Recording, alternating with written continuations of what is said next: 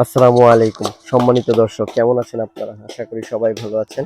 আলহামদুলিল্লাহ, আমিও খুব ভালো আছি। আজকে চলে আসলাম আপনাদেরকে আফরা এগ্রো ফার্মের আরেক এক অংশ আফিফ ফিশারিজ একটি মাছের ভিডিও নিয়ে। যে আলহামদুলিল্লাহ আমরা আফরা এগ্রো ফার্মের পুকুর আছে, সেই পুকুরে আমরা পাঙ্গাসের চাষ করেছি। দেখুন আলহামদুলিল্লাহ, পাঙ্গাস আসলে একটি শিকারি মাছ।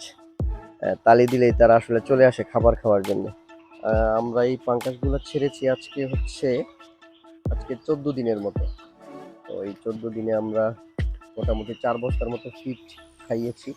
এই হচ্ছে আসলে পুরো পুকুরের ওই সাইডে হচ্ছে লাউয়ের জমি ছিল, যেটা আপনাদেরকে পূর্বের ভিডিওতে দেখিয়েছিলাম। তো সেইখানে আমরা এই আমাদের এই পুকুরে এই পাঙ্গাসের চাষ, এই দেখুন পাঙ্গাসের খাবার। আমরা এই পোনাগুলো ছেড়েছি আজকে থেকে 14 দিন আগে। পোনার সাইজ ছিল 50 টাকা 1 কেজি। আলহামদুলিল্লাহ, আমরা 4 বস্তা খাওয়ানোর পরে এখন মনে হচ্ছে যে মোটামুটি 20টায় আরো কমেও হবে।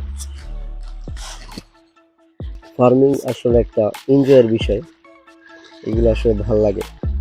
প্রকৃতির এই শান্তিটা আসলে সব জায়গায় পাওয়া যায় না।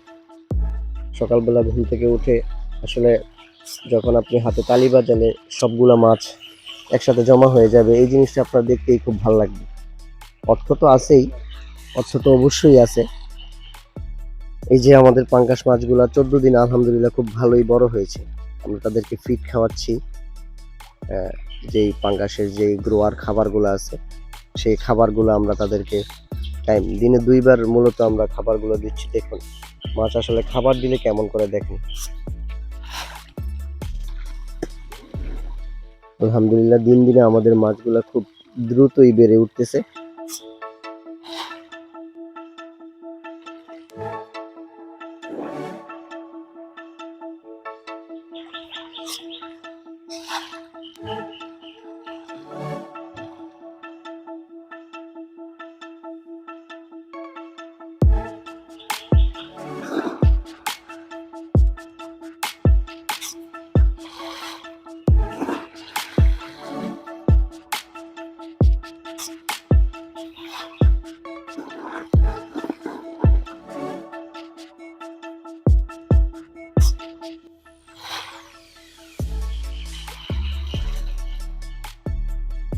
আমরা যখন এই পোনাগুলো প্রথম এনেছিলাম, তখন পোনার সাইজ যেটা ছিল আমরা কেজিতে 50 টাকা করে এনেছিলাম।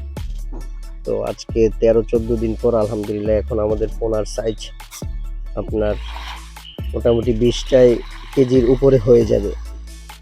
আলহামদুলিল্লাহ ভালোই বাড়তেছে এবং পুকুরটাও মোটামুটি বড় সড়ো, পানিটাও খুব সুন্দর, যার কারণে মাছ আসলে তার প্রপার খাবারটা পাচ্ছে এবং পর্যাপ্ত পরিমাণের জায়গা পাচ্ছে আসলে মাছগুলা দৌড়াদৌড়ি এবং বেড়ে ওঠার জন্য।